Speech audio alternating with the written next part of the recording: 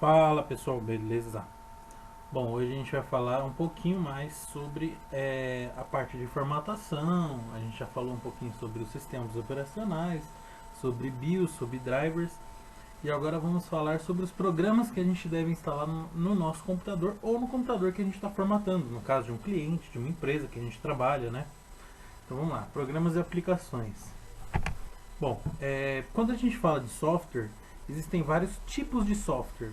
Quando a gente fala de tipos, a gente pode estar falando do que ele faz, né, da forma de trabalho, mas também a gente pode estar falando da questão de licenciamento, certo? E de distribuição também. Então vamos ver alguns tipos aí, ó. O tipo demo e trial são versões limitadas dos programas, ou seja, o usuário não conseguirá utilizar todas as funções do programa. Versão demo e trial são muito utilizadas, por exemplo, para os jogos. Então, ele já dá o exemplo aí bem legal, que são os jogos, né? Às vezes a gente tem um jogo que quando a gente chega na fase 3, ele fala, agora você tem que comprar o jogo, compre a versão completa. Ou pague para poder continuar jogando, certo? Então a gente jogou um demo para ver como é que é o jogo e depois você tem que pagar. Então é um programa pago, porém você pode jogar uma versão demonstrativa, beleza? Versão freeware, desculpa. Normalmente são softwares gratuitos para pessoas físicas e pagos para empresas. Geralmente são mantidos por empresas através de anúncios. Então, são programas como o WinRAR, certo? Como o Adobe Reader, como o Ndesk, que são gratuitos para pessoas físicas. Porém, eles são pagos para pessoas jurídicas, né? Quando uma empresa precisa utilizar, ela tem que pagar esse software, certo? Então ele é gratuito para a gente poder usar em casa e tal. Muitas empresas também usam a licença residencial, mas não deveriam, ok? O TeamViewer, se a gente for pensar, ele também funciona assim. Quando você coloca lá pessoal, ele funciona gratuitamente, certo? Só que assim, né, se você utilizar como uma empresa, ou seja, o dia inteiro acessando outros computadores, ele vai falar, meu, esse cara aí não é uma pessoa física, né? Ele é uma empresa trabalhando. E aí ele vai querer que você pague a licença e vai te bloquear, beleza? Shareware são softwares desenvolvidos para funcionar por um período de tempo. Após esse tempo de avaliação, o mesmo deverá ser comprado. Existem vários softwares, talvez a maioria seja assim, né? Então, por exemplo, o Photoshop. Você utiliza 30 dias, 10 dias, 7 dias e depois desse período você é obrigado a comprar. Então ele funciona com todas as suas funções, certo? Durante esses dias. Porém, quando passa esse tempo, né? A gente é obrigado a comprar a licença, certo? O Office também funciona dessa forma, CorelDRAW, certo? E vários outros sistemas aí que existem. Até o Windows também, né? O Windows a gente pode usar lá 30 dias e até ativar, né? Aí a gente ativa e utiliza a versão paga, ok? Beta são versões que já estão em funcionamento, porém a sua versão final ainda está em desenvolvimento. Então, quando alguns softwares vão lançar uma nova distribuição, um novo pacote, muitas vezes eles lançam o pacote beta, que é um pacote de teste, que ainda está em desenvolvimento. Normalmente, claro que esse programa é gratuito, né? Porque as pessoas estão testando e tal. Quando vai lançar um sistema operacional novo, eles lançam a versão beta, alfa tal. Né? E tem várias distribuições dessa versão para o pessoal ir testando para ver se tem algum problema para poder sair a versão final do sistema, certo?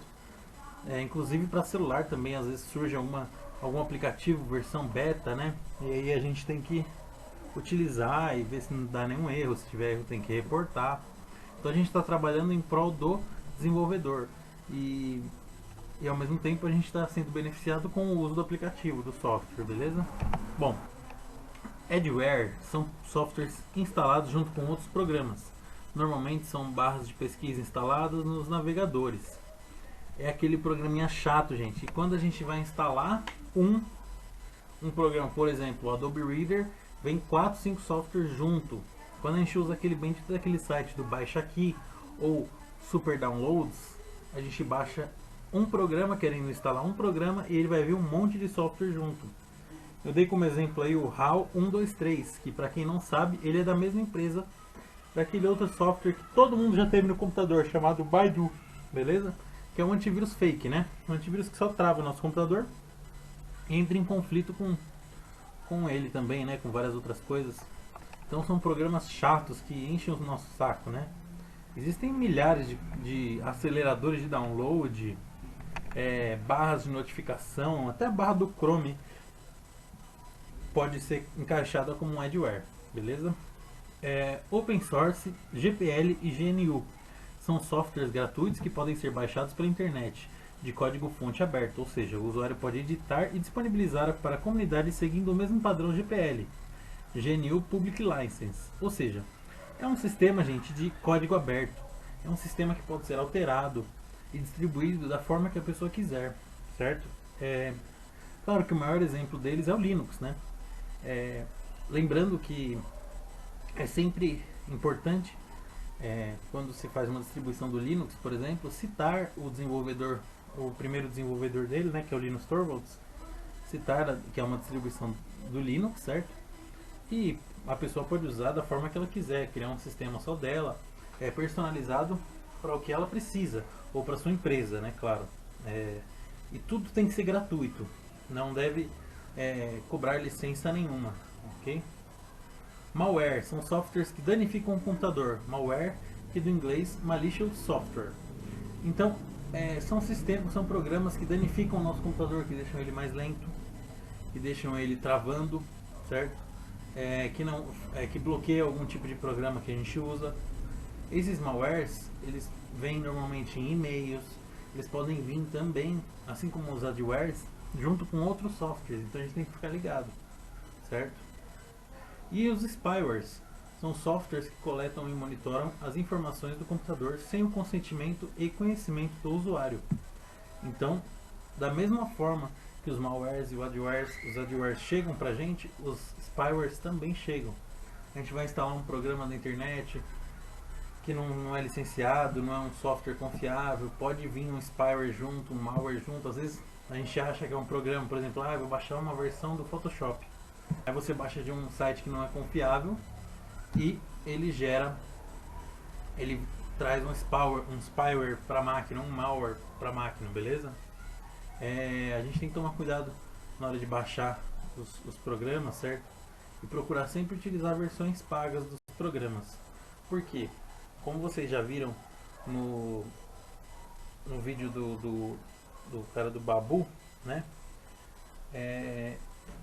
Os softwares, eles vêm com esses spywares, malwares junto, e a gente nem percebe. E na verdade o cara tá lá espionando o nosso computador, espionando o que a gente faz o dia inteiro, nossas senhas, cartão de banco e tudo mais, né? Então a gente tem que tomar bastante cuidado. Quando a gente vai instalar um computador formatado zero, a gente tem que pensar em alguns programas primordiais, certo? Alguns programas que são muito necessários, principalmente quando a gente fala em âmbito de escritório, tá bom? Claro que não é regra, tá, gente? É só uma sugestão. Pode ser que algum software aí você não utilize e por isso não seja necessário instalar, ok? É só uma listinha básica dos softwares que eu costumo instalar e que a maioria das pessoas costuma instalar nos computadores, certo? Então, compactador de arquivos, que é aquele que zipa o arquivo, certo? A gente pode trabalhar com o WinRAR, com o WinZip, o 7-zip, que é gratuito, o WinRAR é pago, tá? O WinZip também. Existem inúmeros, até a Microsoft tem o próprio compactador de arquivos dela, que não funciona tão bem quanto o WinRAR e o WinZip, né?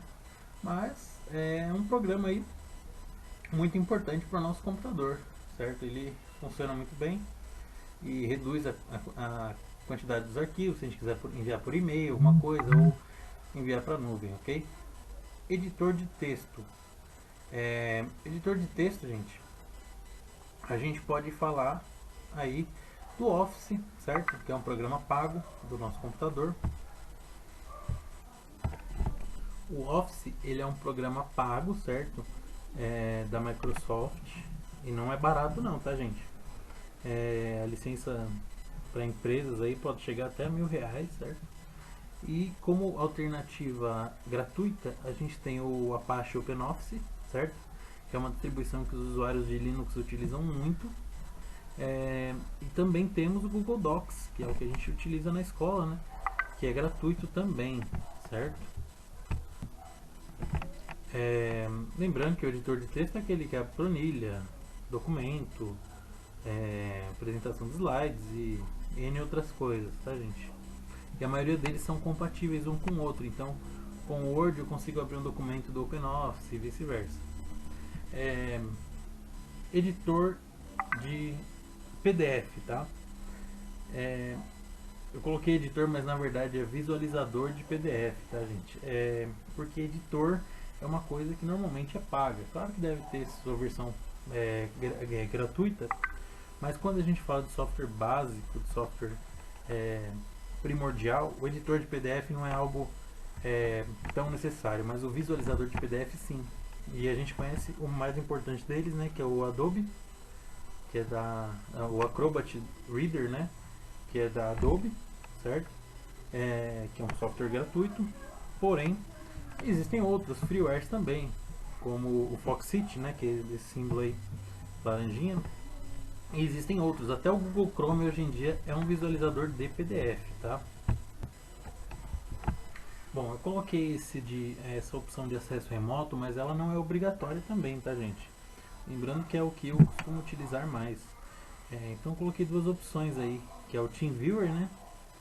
Que é um sistema que é gratuito para residências, porém se você utilizar demais, ele acaba acusando que você está utilizando para fins comerciais e te obriga a pagar a licença, e te bloqueia o uso, né? E o Ndesk, que apesar de falar a mesma coisa, ele não te bloqueia. Ele continua, você pode continuar utilizando ele para fins residenciais, né, fins pessoais, porém ele não tem problema. Eu tenho utilizado muito mais o Ndesk, porém o TeamViewer é mais famoso, o pessoal conhece muito o TeamViewer, né? Bom, acesso remoto, lembrando, gente, é aquele sistema de você acessar o computador de outra pessoa em outro lugar. Por exemplo, eu estou aqui em Diadema e acesso o computador da pessoa que está lá no Jabaquara e acesso o computador da pessoa que está lá em Itaquera, por exemplo, né? Bom, consigo alterar as coisas, ajudar ela a instalar alguma coisa, ajudar ela a realizar alguma tarefa, ok? Drivers, então a gente não pode se esquecer do que a gente falou na aula anterior. Instalar todos os drivers dos dispositivos do nosso computador, não esquecer placa-mãe, placa de vídeo, placa de áudio, os drivers USB, chipset e N drivers que a gente tiver de impressora e tudo mais, né? Esses são softwares básicos também para o nosso computador. Navegador, quando a gente fala de navegador, já vem logo à mente, né, o Chrome ou o Mozilla, certo? Mas a gente tem outros navegadores como o Opera, o Safari, o Internet Explorer, o Microsoft Edge, que vem se atualizando cada dia mais para poder chegar perto desses famosos navegadores, né? E o Chrome e o Mozilla, eles são muito bons porque são estáveis, não travam tanto, né, quanto os outros, e tem uma navegação rápida na internet, alguns atalhos de favoritos rápidos, né? Cada um tem a sua preferência, né? Muita gente que trabalha com edição de fotos e de vídeos prefere o Mozilla.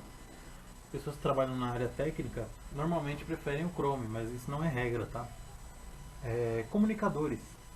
Eu coloquei aí o Skype e o WhatsApp Messenger, né? Dois softwares muito utilizados aí por muita gente. A gente tem que pensar que o Skype ele permite fazer videoconferências com outras pessoas em reunião, ter grupos, né? Assim como no WhatsApp. E o WhatsApp ele não permite videoconferência, né? Mas ele é um comunicador também muito bom e muito famoso, porque a gente tem no nosso celular também.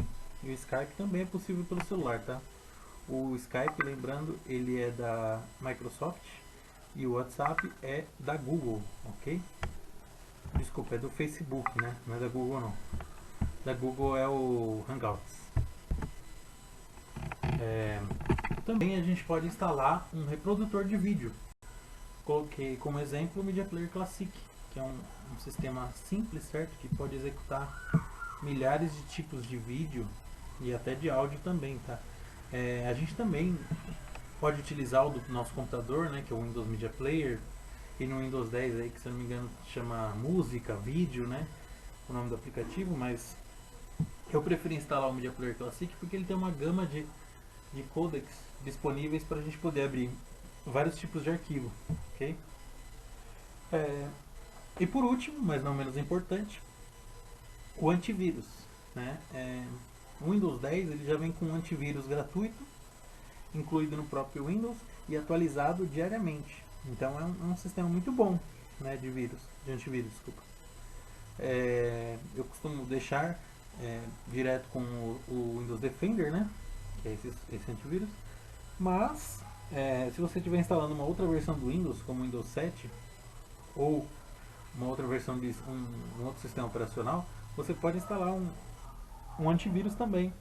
Coloquei dois exemplos aí, o E7, que já foi várias vezes o melhor do ano, e o Norton, né, que também é muito conhecido. E existem N outros antivírus aí, o Avast também coloquei aí, o AVG, e cada ano surge um antivírus novo. A gente tem que tomar cuidado, tem alguns programas que falam que são antivírus, igual aquele Baidu que a gente falou, mas não são antivírus. A gente tem que procurar pesquisar por softwares antivírus bons, né?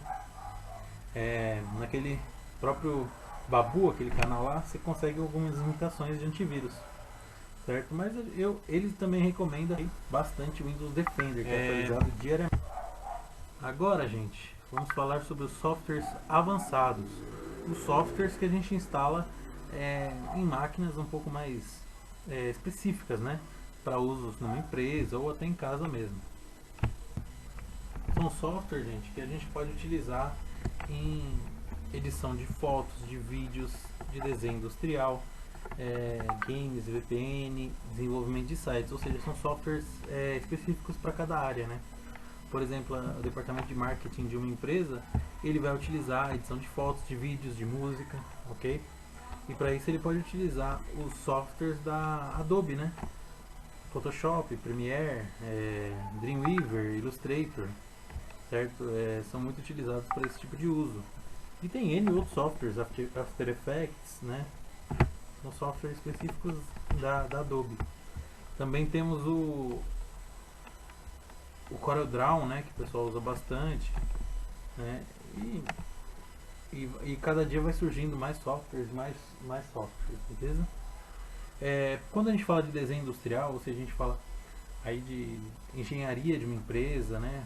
Desenvolvimento de peças, de metalúrgicas, né? As empresas utilizam muito essa suíte da Autodesk, que é o AutoCAD, o Inventor, PowerMill, PowerShape, sistemas que sincronizam lá com o torno CNC, com a fresa CNC, são muito utilizados e muito pedidos nas empresas também, tá? E as licenças desse software são muito caras, ok? A gente vai falar um pouquinho mais sobre requisitos, né? Mas esses softwares, lembrando que são muito pesados, eles exigem da máquina, ok? Sobre games também, coloquei dois exemplos aí, e a Steam, né? Então são o League of Legends, o FIFA, são games que também exigem muito do computador, não é qualquer computador que consegue instalar esse tipo de sistema. Então tem que ter placa de vídeo, tem que ter memória, tem que ter processador e sistema operacional, não podemos esquecer do sistema, tá? Então a gente tem que verificar os requisitos para poder ver se atende, né? Esses games são pesados, ok? VPN, que é um sistema para sincronização com uma empresa, por exemplo. Quando você quer, por exemplo, sincronizar a rede da sua empresa com a rede da sua casa, né? Ou rede de duas empresas, via software, claro. Isso a gente vai falar um pouquinho mais pra frente, tá? Mas aí você precisa usar um sistema de VPN. Esse não é tão pesado, porém é um software mais avançado, específico, beleza? Desenvolvimento de sites também, Dreamweaver, FileZilla, o próprio CorelDRAW também, o Photoshop, são muito utilizados para isso. E outros softwares também que podem surgir de acordo com a necessidade de cada pessoa, cada cliente, cada empresa, beleza? Bom, gente, quando a gente fala de requisitos de software, a gente quer dizer o que o software que a gente vai executar ele exige, certo? Que o nosso computador tenha, certo? Então, todos os softwares possuem requisitos mínimos e requisitos recomendados para a sua execução. Assim sendo, se o seu computador não atingir estes requisitos mínimos, você muito provavelmente não vai conseguir rodar esse software. Normalmente os requisitos ficam no site do fabricante. Então, aí a gente vê uma lista de requisitos para o AutoCAD 2021, um programa da Autodesk utilizado para desenho de peças em metalúrgicas, né? Ou até plantas também, para um arquiteto, um engenheiro, beleza? Bom, ele fala aí o primeiro item, que é sistema operacional. Então ele fala que o sistema operacional tem que ser com arquitetura de 64 bits. E ele tem que ter o ciclo de vida de suporte ao produto da Autodesk, certo? Processador de 2.5 a 2.9 GHz, o básico, né, o mínimo. E o recomendado, processador com mais de 3 GHz e múltiplos processadores. O aplicativo é compatível, ou seja, se você tiver mais de um processador no seu computador, o aplicativo vai ser compatível também com isso, beleza? Memória, o básico, ou seja, o mínimo, é 8 GB. E o recomendado é 16 GB, um software bem pesado, que exige muito da memória do computador, certo? Resolução da tela, uma tela de 1920 por 1080, Full HD, a tela convencional, ou tela de 4K em 2160p, né? Que é compatível com o sistema do Windows 10 64 bits, e uma placa de vídeo compatível. E abaixo ele já fala da placa de vídeo, que mínimo básico tem que ser de 1 GB, certo? Com 29 GB por segundo de largura de banda, compatível com DirectX, ou 4 GB, certo? É uma placa de vídeo cara. A placa de vídeo de 4 GB vai sair na faixa dos R$1.000 somente a placa, ok? Espaço em disco que ele utiliza são 7 GB, certo? Mas isso são 7 GB do programa instalado, fora o arquivo de instalação, tá, gente? Ele pede algumas configurações da rede aí, que são básicas também, e pede mouse, teclado e mais coisas. Mas o mais importante são essas coisas aí: sistema operacional, processador, memória, placa de vídeo e espaço em disco, tá, gente? A gente tem que ficar bem atento a esses requisitos.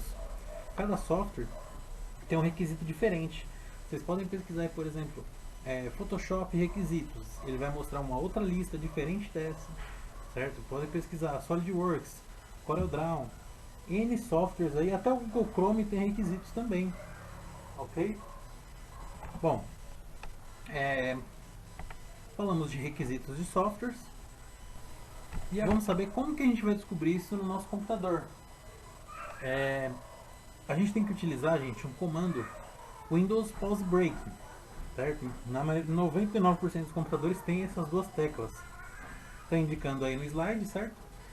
Tecla Windows mais Pause Break vai mostrar essas informações para você, independente de qual Windows você esteja utilizando.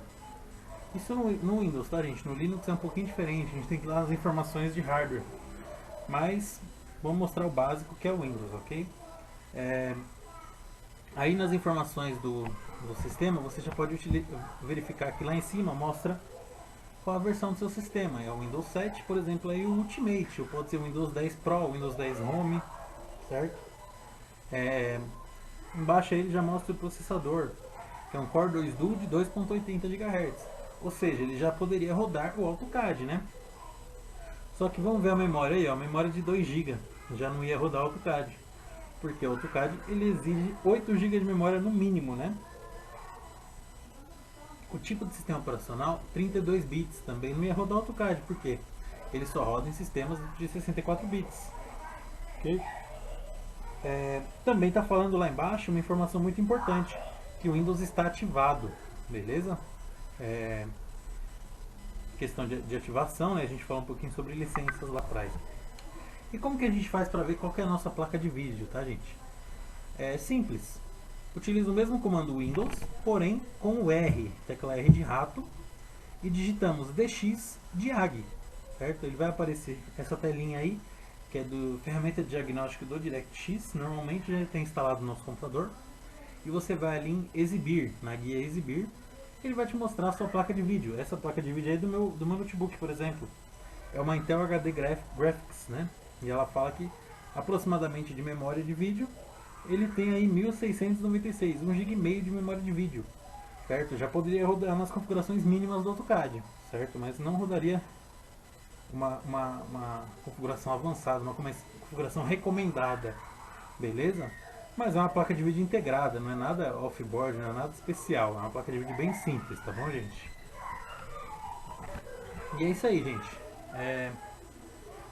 E aí eu deixo um meme pra vocês aí. Fui abaixar o volume Baidu instalado com sucesso. Então qualquer coisa que você vai instalar no seu computador, vem um Baidu, um software, um HAL 123, um software que vai te atrapalhar. Beleza, gente? Eu agradeço aí vocês a atenção. Peço para qualquer dúvida aí, pessoal, falar comigo no WhatsApp. Muito obrigado. Tchau, tchau.